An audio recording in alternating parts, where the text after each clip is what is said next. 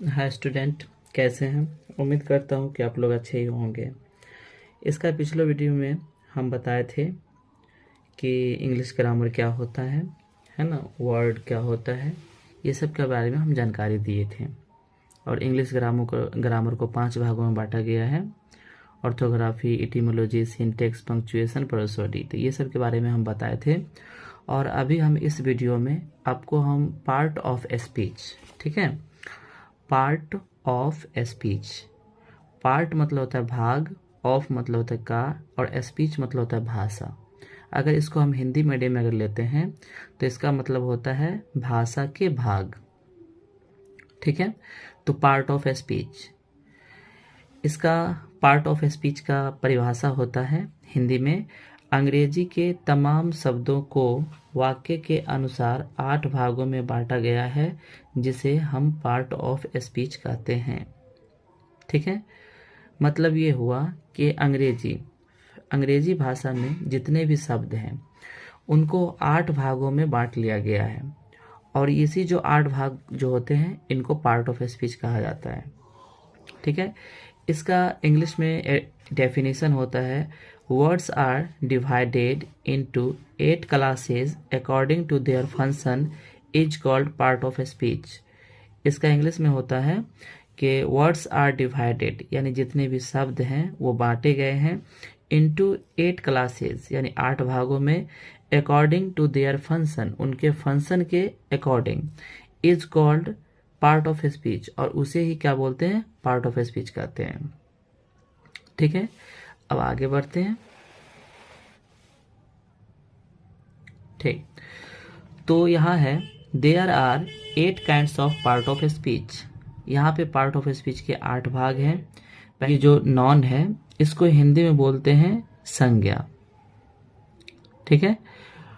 Pronoun इसको बोलते हैं सर्वनाम, एडजेक्टिव को बोलते हैं विशेषण, वर्ब को बोलते हैं क्रिया, एडवर्ब को बोलते हैं क्रिया विशेषण, और प्रीपोजिशन इसको बोलते हैं संबंध बोधक अव्यय, कंजंक्शन को बोलते हैं समुच्चय बोधक अव्यय, और इंटरजेक्शन को बोलते हैं विस्मयादि बोधक अव्यय, ठीक है। डियर स्टूडेंट, ये जो हमारा कॉपी है ये हम बहुत पहले इसको हम लिखे थे, ठीक है। तो वो मिला है, तो अभी हम ये वीडियो का सीरीज स्टार्ट किए हैं, जिसमें से इस कॉपी में जो भी बात है लिखा हुआ टोटल चीज़ आप लोगों को हम बताने जा रहे हैं। और ये जो कॉपी है ये 4-5 किताबों का से जो बात मेन जो पॉइंट होते हैं उसको लिया गया है इसमें, और इसी को हम समझा रहे हैं। तो आप हमारे चैनल को सब्सक्राइब कर लें, क्योंकि हम लगातार में ये जो सीरीज चल रहा है इसमें लगातार में हम वीडियो डाल रहे हैं ये सब के बारे में। अगर आपका अंग्रेजी कमज़ोर है तो आप यहाँ से अगर आप इसको सही से समझेंगे तो आपका अंग्रेजी स्ट्रांग हो जाएगा, ठीक है। तो इसके आगे बढ़ते हैं।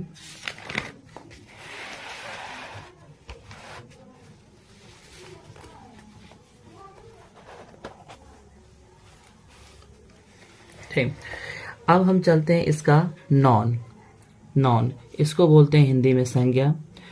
इसका डेफिनेशन होता है, ये जो नॉन होते हैं ये लैटिन वर्ड नोमेन से लिया गया है, नॉन लैटिन वर्ड नोमेन से लिया गया है, जिसका मतलब होता है नाम। यानी ये जो नॉन होते हैं ये लैटिन वर्ड, जिस प्रकार से हम लोग का यहाँ वर्ड होता है उसी प्रकार से लैटिन यानी ग्रीक में वहाँ भी वर्ड है नोमेन, उससे लिया गया है। वहाँ नोमेन का अर्थ नाम होता है और अपने यहाँ पे नेम का अर्थ नाम होता है, तो वहाँ से इसको लिया गया, इसलिए इसका नाम नॉन पड़ गया, ठीक है। अब चलते हैं नॉन, इसका डेफिनेशन पहले हिंदी में देखते हैं, जिससे किसी व्यक्ति, वस्तु तथा स्थान के नाम का बोध हो, ठीक है, उसे नॉन कहा जाता है। यानी नॉन से क्या होते हैं, व्यक्ति, वस्तु और स्थान के नाम का बोध होता है। इसका इंग्लिश में डेफिनेशन देखते हैं, a non is the name of person, place, animals और थिंग्स, फीलिंग और आइडिया। यानी एक नॉन एक ऐसा नाम है जो किसी व्यक्ति का हो, स्थान का हो, जानवरों का हो, और थिंग्स वस्तु का हो, या हम कुछ अनुभव करते हैं या हमारे अंदर जो विचार आते हैं उसका भी हो, नाम हो, तो ये सब हम नॉन कहलाते हैं, ठीक है। अगला चलते हैं इसका। ठीक है, इसका एक शॉर्टकट आता है, a non is a naming word, यानी एक नॉन वह है जो कोई नाम हो। इसका दुनिया में जितने भी नाम हैं सभी को नॉन्स कहते हैं, या वो कोई भी नाम हो, आदमी का नाम हो, जानवर का नाम हो, फल का नाम हो, या कुछ भी नाम हो, वो सभी नॉन कहलाते हैं। इसका शॉर्टकट फॉर्मूला परिभाषा है एडमिशन है, सॉरी एडमिशन नहीं, इसका डिफिनीशन। ठीक है, अब हम चलते हैं काइंड्स ऑफ नॉन। ये जो हमारा नॉन है इसके भी प्रकार हैं। काइंड्स मतलब होता है प्रकारें, ऑफ मतलब होता है का, नॉन मतलब होता है संज्ञा, यानी हमारा जो संज्ञा है उसके प्रकारें भी हैं। ये जो ये होते हैं ये दो प्रकार के होते हैं, एक होता है ट्रेडिशनल यानी परंपरागत, ठीक है, और ट्रेडिशनल जो होते हैं ये 5 होते हैं। ठीक है, पहला होता है प्रॉपर नाउन, इसको बोलते हैं व्यक्तिवाचक संज्ञा। ठीक है, दूसरा होता है कॉमन नाउन, इसको बोलते हैं जातिवाचक संज्ञा। तीसरा होता है कलेक्टिव नाउन, इसको बोलते हैं समूहवाचक संज्ञा। चौथा मटेरियल नाउन, इसको बोलते हैं द्रव्यवाचक संज्ञा। और पांचवा एब्स्ट्रैक्ट नाउन, इसको बोलते हैं भाववाचक संज्ञा। ठीक है, तो ये जो हमारा पांचों जो है ये पांचों ये मेरा ट्रेडिशनल ग्रामर में है, यानी जो शुरू से अभी तक जो आ रहा है परंपरागत ग्रामर, उसमें ये मेरा 5 था पहले।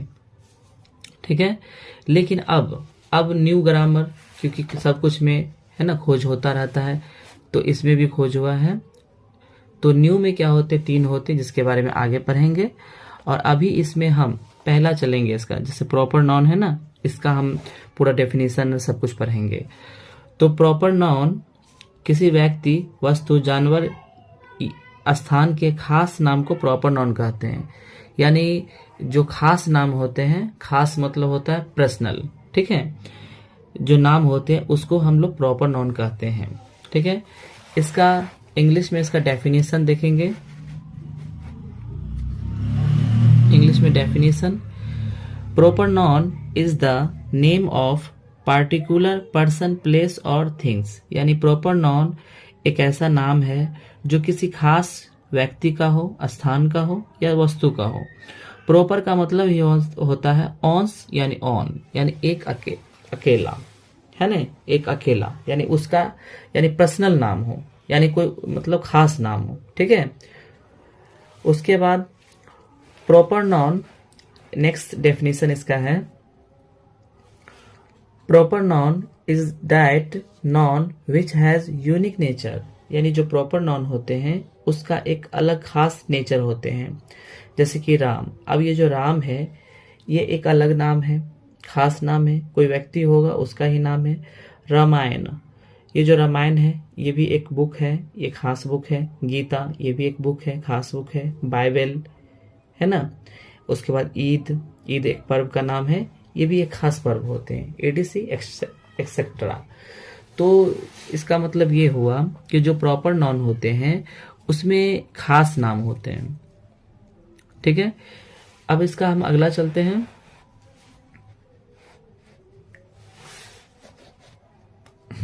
अगला चलते हैं कॉमन नाउन। जिस नाउन से पूरी जाति के नाम का बोध हो उसे कॉमन नाउन कहा जाता है। यानी कॉमन नाउन में ऐसे नाम आते हैं जिससे पूरे जाति का बोध होता है। इसका इंग्लिश डेफिनेशन है, a common noun is a name given in common to every person, animals, place और things of the same class और काइंड। यानी कॉमन नाउन एक ऐसा नाम होते हैं जो प्रत्येक व्यक्ति या जानवर या जगह का क्या हो, सेम होना चाहिए, यानी कि पूरे जाति का बोध होना चाहिए। शॉर्टकट अगर हिंदी में समझेंगे तो इससे कॉमन नाउन में क्या होते हैं, जाति का बोध होता है, यानी पूरा जाति का। जैसे कि एग्जाम्पल में अगर हम बोलते हैं बॉय, ठीक है, बॉय, तो बॉय मतलब क्या होता है, पूरे जाति, लड़का जाति का। अगर हम गर्ल बोलते हैं, गर्ल से पूरे लड़की जाति का बोध होता है। डॉग बोलते हैं तो पूरे कुत्ता जाति का बोलता है। बर्ड्स बोलते हैं, चिड़िया, पूरे चिड़िया जाति का बोलता है बोध होता है। स्नेक, सांप, और रिवर, नदी, यानी जितने भी नदी है टोटल नदी इसमें काउंट आ जाते हैं। तो ये जो मेरा boy, girl, dog, birds, snake, river etcetera, ये सब मेरा कॉमन नाउन की श्रेणी में आते हैं। ठीक है, जैसे कि एक अभी हम यहाँ पे सेंटेंस देखेंगे, Leela is a proper noun but girl is a common noun. ठीक है, जैसे कि लीला क्या होते हैं, एक खास नाम है, लेकिन ये जो गर्ल है ये कॉमन नाउन है, यानी गर्ल से पूरे जाति का बोध होता है। उसी प्रकार से Yamuna is a proper noun but river is a common noun. Yamuna जो होते हैं, यमुना नदी का नाम है, ये एक खास नदी का नाम है, लेकिन ये जो रिवर नदी है ये पूरे नदी का बोध होता है। प्रॉपर का मतलब ही होता है खास, यहाँ पे हम लिखे हुए भी प्रॉपर का मतलब खास होता है। ठीक है,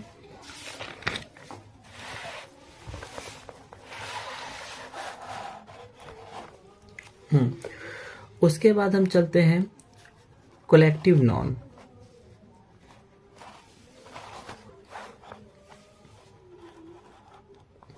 ठीक है, कलेक्टिव नाउन, कलेक्टिव का मतलब होता है समूह और नाउन मतलब होता है संज्ञा। ठीक है, जिस नाउन से पूरे समूह का बोध हो उसे कलेक्टिव नाउन कहा जाता है। यानी जो कलेक्टिव नाउन होंगे इससे पूरे समूह का बोध हो, पूरा समूह का बोध होता है। इसको इंग्लिश में डेफिनेशन देखेंगे, a collective noun is the name of person और things taken together and spoken of as one whole. यानी एक होगा लेकिन क्या होगा, पूरे का बोध होता है। इसका एग्जाम्पल देखेंगे तब समझ में आएगा। इसका एग्जाम्पल, क्लास, क्लास मतलब होता है वर्ग। अब ये जो मेरा वर्ग होते हैं इसमें क्या होते हैं, पूरे का बोध होता है। अगर कोई स्टूडेंट अगर वर्ग में बैठा हुआ है 50-60 स्टूडेंट और हम बोलेंगे बच्चे वर्ग में हैं, तो पूरे बच्चे का बोध यहाँ पे हो गया। क्राउड, अब भीड़ जब हम बोले, क्राउड बोले तो उससे पूरे भीड़ का बोध हो गया, पूरे जितने लोग हैं सबका बोध हुआ। आर्मी, इससे पूरे आर्मी का हुआ। टीम, इससे पूरे टीम का। फैमिली यानी परिवार, इससे पूरे परिवार का बोध हो गया।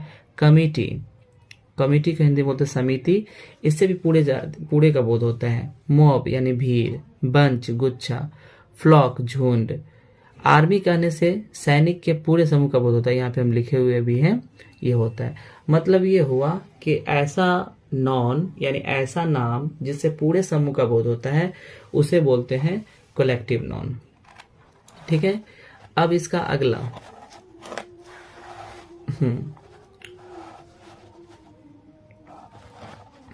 इसका अगला है मेटेरियल नॉन। ठीक है, जिस नॉन से किसी द्रव्य पदार्थ का बोध होता है जिसे नापा या तौला जाता है या गिना नहीं जा सकता है, मेटेरियल नॉन कहलाता है। यानी मेटेरियल नॉन में क्या होगा कि नाप सकते हैं, तौल सकते हैं, लेकिन गिन नहीं सकते हैं, वो मेटेरियल नॉन कहलाता है। इसका डेफिनेशन पहले देख लेते हैं। इंग्लिश में definition, A material noun is the name of material substance. यानी जो मेटेरियल नॉन होते हैं वो मेटेरियल सब्सटेंस होते हैं, वस्तु होते हैं। जैसे वाटर पानी, वुड लकड़ी, मीट मांस, गोल्ड सोना, ब्रेस पीतल, स्टोन पत्थर और पर्ल्स दाल। अब ये जो मेरा वाटर है, पानी है, इसको हम नाप सकते हैं, तौल सकते हैं, गिन नहीं सकते हैं। लकड़ी, लकड़ी को भी हम लोग नाप सकते हैं, तौल सकते हैं, लकड़ी को भी नहीं गिना जा सकता है। मीट मांस, गोल्ड सोना, सोना को भी नहीं गिन सकते, नाप सकते, तौल सकते हैं। पीतल को भी, पर्ल्स दाल बना हुआ रहता है उसको भी हम नाप सकते हैं, तौल सकते हैं। ठीक है, उसके बाद चलते हैं हम इसका पचमा।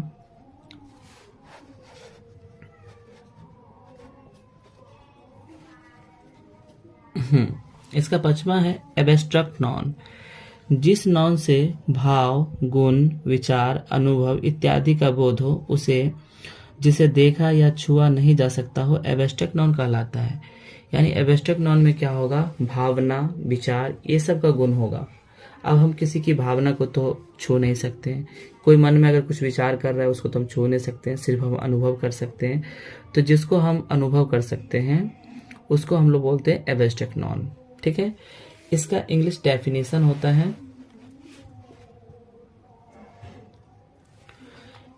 An abstract noun is the name of same quality, state, feeling or idea that we can only think of or feel but cannot see or touch. मतलब ये हुआ कि एब्स्ट्रैक्ट नॉन एक ऐसा नाम होता है जो उसका एक अलग क्वालिटी होता है, जैसे फीलिंग का है ना, कुछ हमारे अंदर फीलिंग आता है, कुछ हमारे अंदर आइडिया आता है, या हम कुछ सोचते हैं, ठीक है, तो वो सब हम वो सब एब्स्ट्रैक्ट नॉन कहलाते हैं। उसको हम लोग टच नहीं कर सकते हैं और हम देख नहीं सकते हैं। एग्जाम्पल, गुडनेस, अब अच्छाई। अब किसी की अच्छाई को हम छू तो नहीं सकते हैं, है ना, अनुभव कर सकते हैं। उसी प्रकार से काइंडनेस यानी कि दयालुता। अब कोई दयालु व्यक्ति है तो उसको हम अनुभव कर सकते हैं। अब उसको दयालु है तो उसको दयालु को तो छू नहीं सकते, हम व्यक्ति को छू सकते हैं बट उसके अंदर जो दयालुपन है उसको नहीं छू सकते। डार्कनेस, अंधेरापन। अब अंधेरापन को भी हम छू नहीं सकते हैं, बस अनुभव कर सकते हैं। फुलिशनेस, मूर्खता। अब कोई व्यक्ति मूर्ख है उसको हम छू नहीं सकते हैं। मूर्ख व्यक्ति को तो छू सकते हैं लेकिन उसके अंदर जो मूर्खतापन है वो नहीं हम लोग छू सकते हैं, सिर्फ हम अनुभव कर सकते हैं। वीकनेस, कमजोरी। ट्रुथ, सच्चाई। पॉवर्टी, गरीबी। और बॉयहुड, लड़कपन, ये सब को हम अनुभव कर सकते हैं। ठीक है, तो ये जो हमारा वीडियो है ये काफ़ी लंबा हो रहा है, ठीक है, तो हम यहीं पे इसको वीडियो को एंड करते हैं और नेक्स्ट वीडियो में इसके आगे हम ये तो ट्रेडिशनल ग्रामर में बताए थे कि नॉन्स 5 प्रकार के होते हैं, उसके बारे में बताएं। अब मॉडर्न ग्रामर में नॉन 3 प्रकार के होते हैं, उसके बारे में हम नेक्स्ट वीडियो में बताएंगे। तब तक के लिए